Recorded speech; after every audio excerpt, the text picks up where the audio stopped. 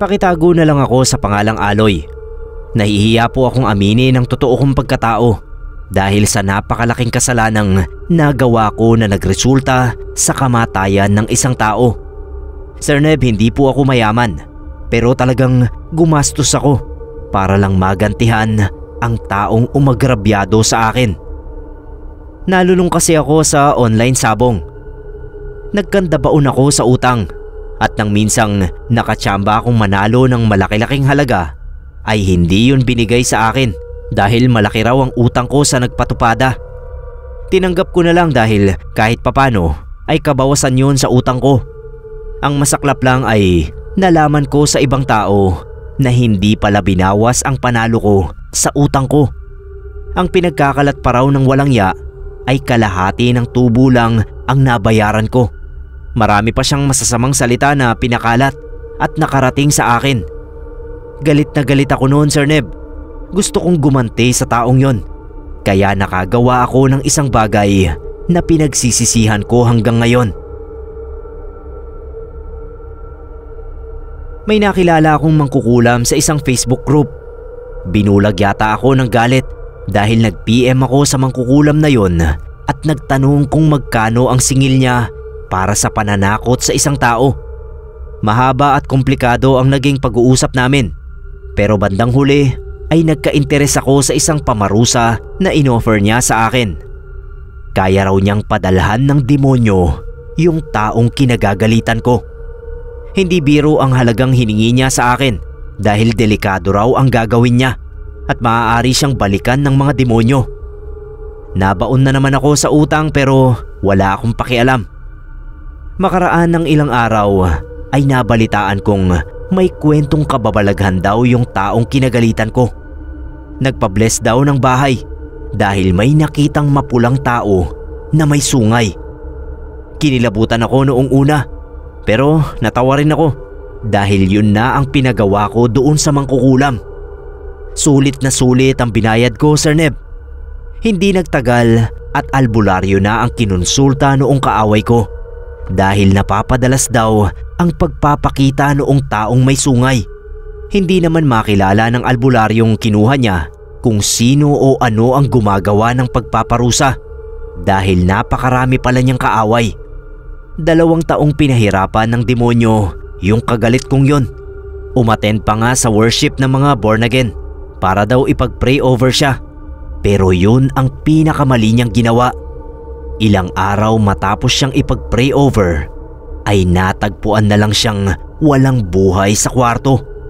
Nakadilat at nakanganga. Nakadakot ang mga kamay sa kumot. Para daw takot na takot siya bago namatay. Sir Neb, hindi ko po kinatuwa na namatay siya. Hindi ko naman kasi akalain na ganoon katindi ang sasapitin niya.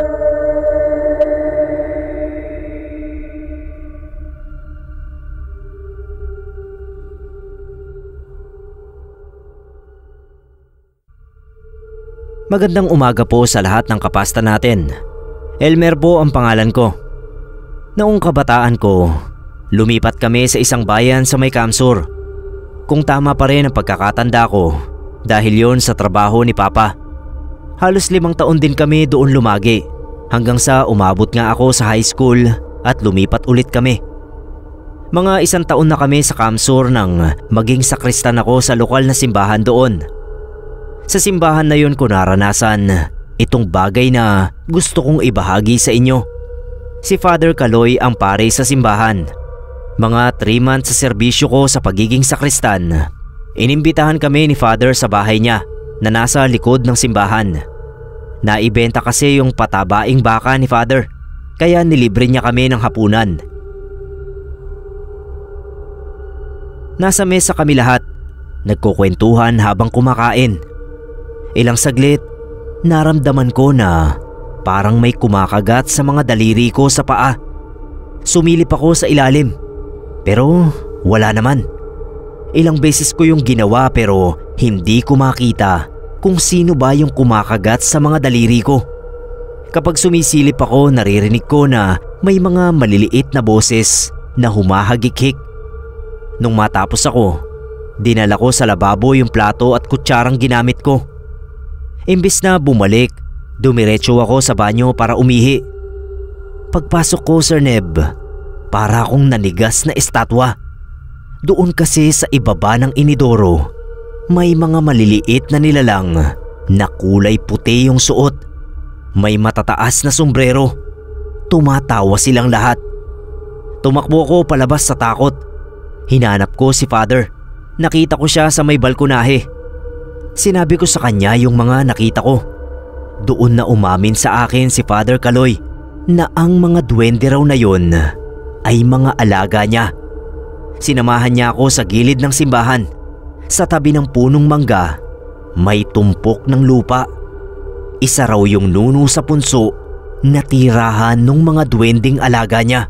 Lumapit kami at laking gulat ko nung magsilabasan yung mga puting duwende.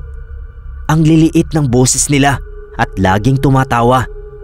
Sabi ni Father, alam niya raw na hindi tayo dapat naniniwala sa mga ganun. Pero nung araw daw na nakita niya yung mga nilalang na yon, ay wala na raw siyang nagawa. Hindi niya raw alam kung mapaparusahan ba siya dahil doon. Pero bahala na raw. Marami raw talagang bagay ang hanggang ngayon ay hindi talaga natin maipapaliwanag lahat. Wala raw sana siyang balak na sabihin yon sa amin. Pero wala na siyang choice. Kasi nga nakita ko yung mga duwende doon sa banyo.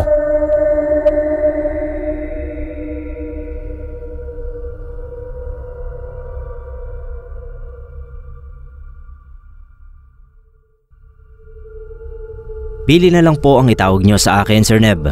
Isa po akong construction worker at itong nakakatakot kong karanasan ay nangyari nang minsan akong kontratahin ng pinsan kong nagtatrabaho sa Amerika. Bahay bakasyunan sa bandang south ang pinapatapos sa amin. Hindi naman nagmamadali yung pinsan ko, kaya 3 lang na trabahante ang kinuha para tapusin yung bahay. Ako, si Teobaldo, pati na rin yung isa niyang kaibigan na si Cardo. Ang kinaganda sa trabahong yon para sa amin ay hindi namin kinailangang umuwi. Doon na lang daw kami magstay, sabi ng pinsan ko, para may tumao sa bahay. Para rin hindi daw manakawan ng mga materyales. Sa aming 3 nila Teobaldo at Cardo, ako ang madalas maagang gumising. Kaya ako rin ang namamalengke ng kakainin namin. Bago ako pumunta sa palengke, ay tumatambay muna ako sa likurang parte ng bahay para magsigarilyo. December nun, 2 buwan na rin naming tinatrabaho yung bahay ni pinsan. Katatapos ko lang maligo nang magpasya akong magpunta sa likurang bahagi ng bahay. Nagyoyosi ako, tapos tinignan ko yung oras sa cellphone. 6:00 na pero hindi pa sumisikat yung araw. Habang nakatanaw ako sa matataas na talahib, ay napansin kong may babaeng nakatayo. Nakapulang short at plain white t-shirt yung babae. Kumakaway sa direksyon ko yung babae. Tinuturo ang direksyon kung saan siya nakatayo. Noong una ay hindi ko pinapansin yung babae dahil baka hindi ako ang kinakawayan niya at baka mapahiya lang ako. Ilang segundo pa ang lumipas bago ko napagtanto ang mga bagay-bagay. Nauna, malayo ang agwat ng ibang bahay sa amin at bihira ang may mapadaang tao. Ang ikalawa naman ay bakit may babaeng kumakaway sa akin sa gitna ng matataas na talahib. Ang ginawa ko, kinawayan ko na rin yung babae. Nagpatuloy naman ito sa pagkaway at pagturo sa tinatayuang parte ng talahiban. Habang kinakawayan namin ang isa't isa, ay lalo akong natakot nung maglakad papalapit sa akin yung babae. Palapit siya ng palapit. Pabilis din ng pabilis ang paglapit niya na parabang hindi lumalapat sa lupa ang kanyang mga paa. Nung nasa 5 hakbang na lang ang layo niya sa akin, ay doon ko malinaw na nakita yung itsura ng babae. Puno ng pasa yung mukha niya at putok yung labi niya. At hindi pala talaga kulay pula ang shorts niya. Punong-puno lang yun ng dugo. Bago pa siya makalapit sa akin, ay bigla nang nawala yung babae. Hindi ko alam kung saan siya nagpunta o kung anong klaseng nilalang ba siya. Pero isa lang ang nasisiguro ko, Sir Neb. Hindi tao ang babaeng yon. Kung meron man siyang gustong iparating sa akin, ay pasensya na lang kasi ayaw kong makialam.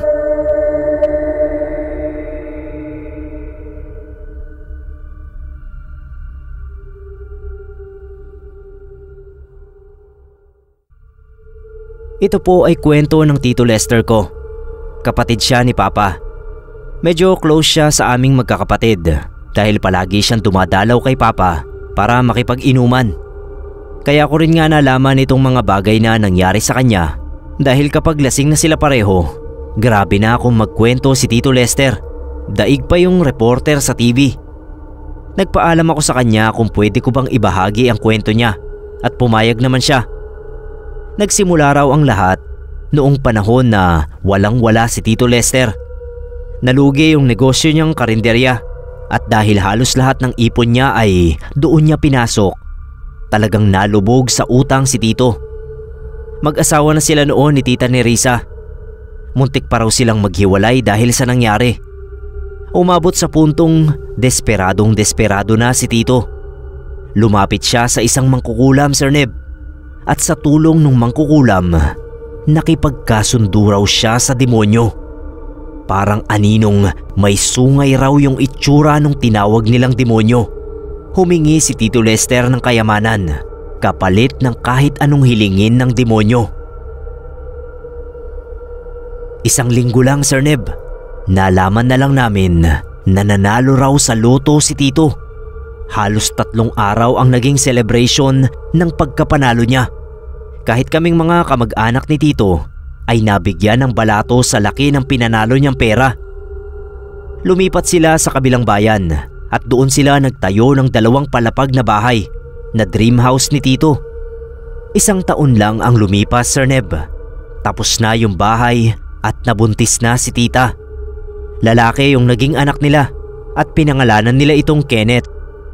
Sabi sa akin ni Tito, simula nang pinanganak ang anak nila, doon na raw nagsimula na bumulusok ang buhay nila. Simula nga nung iuwi nila si Kenneth sa bahay, halos gabi-gabi raw na naririnig ni Tito na may naglalakad sa kwarto nila tuwing gabi. Hanggang isang beses ay naaktuhan niya mismo kung sino yon.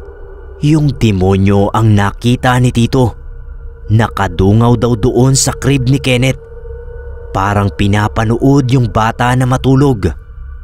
Sabi ni Tito, natakot daw siya. Wala siyang lakas ng loob para labanan yung demonyong dumadalaw sa anak nila. Halos gabi-gabi raw yun na nangyayari. Malusog naman na bata si Kenneth, kaya sobrang hindi makapaniwala si Tita na bigla na lang itong nagkasakit at nang isugod nila sa ospital. 1 araw lang at namatay din ang bata. Walang malinaw na dahilan ang kamatayan ng bata. Sinasabi na lang na SIDS daw ang dahilan. Pero si Tito, Sir Neb, alam niya ang nangyari.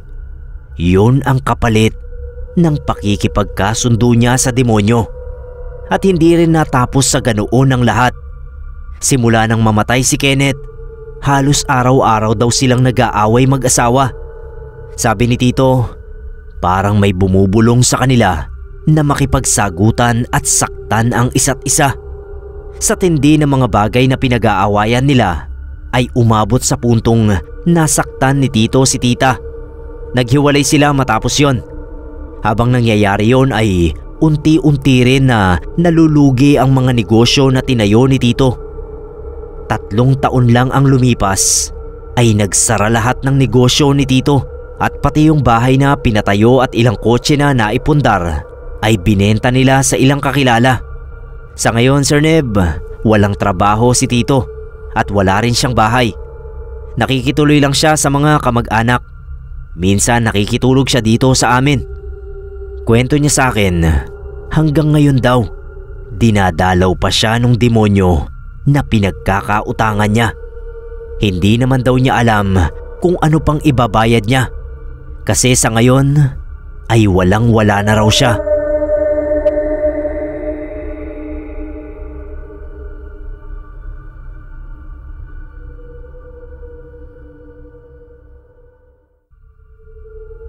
Hello po, ako po si Topper, 38 years old. May asawa at isang anak. Nangyari po ito noong mga panahong naniniwala pa ako sa kasabihang the family that prays together stays together. Ito ang isa sa mga rason kung bakit pinangilagan ko ang kahit anong uri ng simbahan. Bukod sa sementeryo, ay simbahan daw ang isa sa pinaka nakakatakot na lugar ayon sa aking namayapang Tito Froilan. Isa daw kasi ang simbahan sa dinadaanan ng mga namayapa na at malamang ay ilang hindi matahimik na kaluluwa. Madalas kaming magsimba nun. Tuwing linggo ang punta namin ng anak at asawa ko. Yun kasi ang araw na pareho kaming walang trabahong mag-asawa. Nasa kalagitnaan na noon ng misa nang bigla kong makita yung lalaking nakahubad. Ang putla niya, Sir Neb. Palakad-lakad. Hindi pinapansin ng mga tao. Lumalapit siya sa mga taong taimtim na nananalangin at bumubulong. Sinusundot nito ng daliri ang mga taong ngumanganga para kainin yung ostya. Para bang ginagawang katatawanan ng lalaki ang kabanalan ng simbahan. Nung papatapos na ang misa ay hindi pa rin umaalis sa simbahan yung lalaki. Kaya naman tinanong ko yung asawa ko, pati na rin yung anak ko, kung nakikita ba nila yung lalaking nakahubad. Tinawanan lang ako ng asawa ko. Imposible daw na may makapasok na lalaking nakahubad sa simbahan at hindi pa aalisin. Eskandalo daw itong maituturing. Nung sabihin yon ng asawa ko, ay muli kong hinanap yung lalaki. Pero hindi ko na siya nakita. Papalabas na kami ng simbahan nang makita kong muli yung maputlang lalaki. Para bang inaabangan kami nito. Lumapit yung nakahubad na lalaki sa nooy 8 taong gulang kong anak na babae. Pinapaalis ko yung lalaki dahil nandidiri ako. Pero tumagos lang yung kamay ko. Ngumisi lang sa akin yung lalaki. Iniisip siguro niya na walang silbi ang ginagawa ko dahil hindi ko siya maitataboy. Nung tuluyan na kaming makalabas ng simbahan, ay tumigil na sa pagsunod at pagbulong yung lalaki sa anak ko. Tatanungin ko sana yung anak ko kung ano ang mga binulong sa kanya nung lalaki. Pero naunahan na ako ng anak ko sa pagsasalita. Papa, papatayin mo raw si mama. Pagsasaksakin mo raw siya ng kutsilyo. Ako lang ang nakarinig ng mga salita. Pinauulit ko sa anak ko yung sinabi niya. Pero ang nakakapagtaka, Sir Neb, ay wala raw siyang sinasabing mga ganong salita. At sino raw ba yung lalaking tinutukoy ko?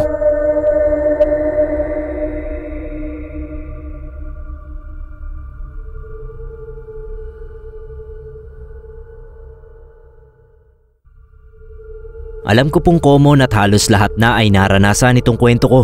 Pero sana ay mapansin nyo, Sir Neb. Ako nga pala si Yeye. Dati po akong pedicab driver. Sobrang hirap lang po ng buhay. Kaya wala akong matirhan nun, maliban doon sa pedicab ko. Alam nyo kung anong mahirap sa pagiging mahirap, maliban sa wala kang matirhan? Yung makakita ka ng mga bagay na nakakapangilabot. Ang saklap lang kasi wala kang matataguan. Naranasan ko na pong makakita ng multo, Sir Neb. Nangyari yon isang beses na nakagarahe na ako sa isang bakanting lote kung saan ako inabot ng gabi at antok. Hindi naman yon ang karaniwang pinupwestuhan ko. Kaya lang ay dahil na nga sa pagod ay doon na ako pumarada. Inalis ko lang yung sandalan ng pedicab para makatuwid ako ng higa. Nasa loob ng sidecar ang katawan ko at nakapatong naman sa manibela yung mga binti ko. Nagbalot lang ako ng kumot para hindi lamukin. Malalim na yung tulog ko nang makarinig ako ng tahulan ng mga aso. Hindi ko na lang sana papansinin. Kaso mga kalahating oras na yata ay wala pa rin silang katigil-tigil. Kaya sinilip ko na yung tinatahulan ng mga yon. May nakita akong isang lalaki at babae na parang nagtatalo sa di kalayuan. Malapit sila sa poste ng ilaw. Kaya nakikita ko na talagang nagduduruan sila at nagtutulakan. Ang pinagtataka ko lang ay wala akong naririnig na boses noong dalawa. Gusto ko nga sanang sawayin yung mga aso dahil baka ako dahil lang sa ingay nila kaya hindi ko marinig yung sigawan noong dalawa. Ang kaso ay napansin ko rin na parang habang tumatagal na nagtatalo yung dalawa ay lumalabo sila sa paningin ko. Kinusot-kusot ko yung mga mata ko at tuluyan na nga akong lumabas sa pedicab. Yung mga aso, tinatahulan pa rin yung dalawa. Maya-maya ay may dumaan na van. Nung tamaan ng ilaw ng van yung dalawa, ay tuluyan silang naglaho. Nanlumo na talaga ako noon, Sir Neb. Yung mga aso tumahimik na rin sa wakas at nagsialisan. Tinignan ko uli yung parte kung saan ko nakita yung nagtatalo. Pero wala na talagang tao roon. Hindi naman pwede na imahinasyon ko lang lahat yon dahil tinahulan din naman ng mga aso yung dalawang nagtatalo. Nanlamig yung buong katawan ko at pakiramdam ko noong oras na yon ay nasa paligid lang yung mga multong nakita ko. Sumakay na uli ako sa pedicab at kahit na nanginginig yung mga tuhod ko ay pumadyak ako palayo. Nalaman ko noon na pwede pala talagang mapagkamalan na normal na tao ang mga multo dahil malinaw ang mga katawan nila at hindi kagaya sa mga pelikula na tagusan ang katawan at parang nananakot pa. Ang mga multo pala, ginagawa rin ang ginagawa ng mga buhay na tao.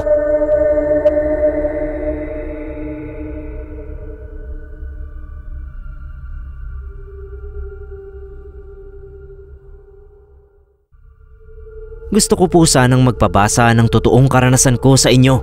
Ako nga pala si Alvin ng Rizal. Dati po akong sakristan sa simbahan namin. Pero ngayon ay miyembro na ako ng choir dahil medyo may edad na rin. Akala ko dati kapag malapit ka sa Diyos at sa simbahan ay malayo ka sa mga masasamang espiritu. Pero akala ko lang pala yun, Sir Neb. Kahit pala sa loob ng simbahan ay may mga maligno. Grade 6 ako noon at isang aktibong sakristan. Dalawa kaming nagsisilbi noon sa simbahan. Tapos isang Biyernes ay hindi kami tinanggap ni Father. May bagong apply raw kasing sakristan at hayaan daw muna namin na siya ang magsilbi dahil padalawang silbi yon ni Richard. Yun ngang bagong sakristan. Siya raw ang nagsilbi noong nakaraang linggo na hindi kami nakasilbi. Medyo sumama ang loob namin ng kasama kong si Chris dahil parang naitsapuera kami. Noong pinakilala sa amin ni Father si Richard ay tahimik lang kami. Kinamayan kami ni Richard tapos ay may binulong siya na hindi namin maintindihan. Pero hinayaan lang namin. Hindi kami umalis ni Chris noon. Pinanood namin si Richard sa pagsisilbi. Tapos nagtatawanan kami kapag nagkakamali siya. Kaso maya-maya lang ay hindi na kami natatawa. Paano ba naman ay may nakikita kaming itim na lalaki sa likod ni Richard. Maitim na tao na parang naka-costume ng pang-ati-atihan. Maliit lang, wala pa yatang 5 feet. Pero hindi siya umaalis sa likod ni Richard. Bumubuka yung bibig noon at parang may binubulong kay Richard. Tapos mapapangiti naman itong isa. Akala ko ako lang yung nakakakita noon. Pero bigla akong kinalabit ni Chris at tinanong kung ano raw yung nasa likod ni Richard. Kinabahan na ako noong pagtingin ko uli kay Richard ay nakatingin na sila sa amin noong itim na lalaki at nakangiti. Takbo agad kami ni Chris palabas. Hinintay namin na matapos ang misa para makapagsumbong kay Father. Naabutan namin si Father, nakausap yung isang taga-choir at isang member ng Handmaids of the Lord. Narinig namin ang usapan nila at tungkol din pala doon sa maitim na tao ang sinusumbong noong dalawa kay Father. Nakisali na kami sa usapan at nagsumbong din kami. Sabi ni Father, kakausapin daw niya si Richard para mapaalis yung itim na nilalang.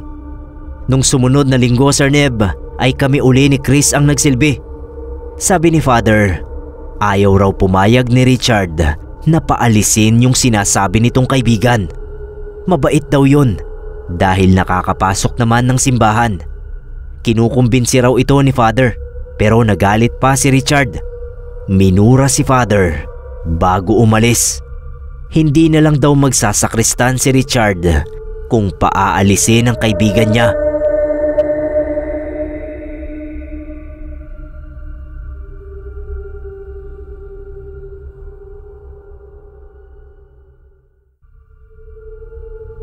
Ako po si Jerome, Sir Neb. Nangyari po ito sa isa sa mga inupahan kong kwarto sa Pasay. Taong 2013, naghahanap ako noon ng murang kwartong paupahan. Sa Pasay ako nakahanap ng trabaho, kaya doon na rin ako naghanap ng kwartong pasok sa budget ko. Ayoko kasi sa bed space dahil masyadong maliit. Kaya naman nang makita ko yung room for rent na yon sa Pasay na nagkakahalaga lang ng 3,000 per month, ay agad kong kinuha. Common ng CR, ibig sabihin ay meron kang cashier. Kinuha ko pa rin yung kwarto dahil babae naman yung cashier ko sa CR. Binayaran ko agad yung advance at deposit. Refundable naman daw sabi ng may-ari. Dahil ko konti lang yung gamit ko ay mabilis ko yung nailipat sa paupahan. Mula Makati ay pinagkasya ko lahat ng gamit sa taxi. Nung nasa loob na ng kwarto ang lahat ng gamit, ay una kong sinetap yung altar dahil balak kong magdasal mamayang gabi para magpasalamat sa Panginoon. Pagsapit ng gabi, matapos kumain ng hapunan, ay dumiretso na ako sa harap ng altar. Nakaluhod akong nanalangin habang hawak-hawak yung rosaryo. Habang taimtim na nananalangin, ay nakarinig ako na parang may bumubulong-bulong sa tenga ko. Hindi ko maintindihan noong una kasi parang halo-halong bulong. Yung mga bulong ay naging ibang lengguwahe. Latin at Espanyol ang naintindihan ko. Noong nangyari yon ay gusto ko nang imulat ang mga mata ko, pero hindi ko magawa. Natatakot ako sa maaaring makita. Nanlamig yung mga buto ko at parang sasabog ang ulo ko na nanlalaki sa mga oras na yon. Papatapos na yung panalangin ko nung marinig kong sinasabayan ako nung nagsasalita. Nakakatakot yung boses niya at base sa pagsasalita niya ay parabang kinukutya niya pa yung mga sinasabi kong dasal. Gusto ko nang sumigaw pero parang naipit ang boses ko. Habang tumatagal, Sir Neb, ay parabang inuutusan niya ako na gawin ang ilang mahahalay na bagay. Hindi ko na lang po idedetalye dito kasi talagang nakakasuka at nakakapangilabot. Nagpatuloy yon at ayaw niya talaga akong lubayan. Maya-maya ay sinabi kong tinataboy ko siya in Jesus' name. Humalakhak lang yung boses. Marami daw pangalan ang Panginoon ko. Ganoon din daw siya. Kung talagang relihiyoso daw ako, ay magbanggit nga raw ako ng ibang pangalan na alam ko. Hindi ko siya pinakinggan, Sir Neb. Paulit-ulit ko lang na sinasabi na tinataboy ko siya sa ngalan ng Ama, ng Anak at ng Espiritu Santo. Ilang ulit ko pang inusal yon hanggang sa tumigil na lang yung boses. Nagpasalamat ako sa Diyos na wala na yung demonyo. Kinaumagahan ay binawi ko sa landlady yung perang inabot ko. Mabuti na lang at hindi niya pa nagastos. Nung tanungin niya kung bakit aalis ako, ay tinapat ko siya. Sinabi ko sa kanya na may demonyo sa kwartong kanyang pinauupahan.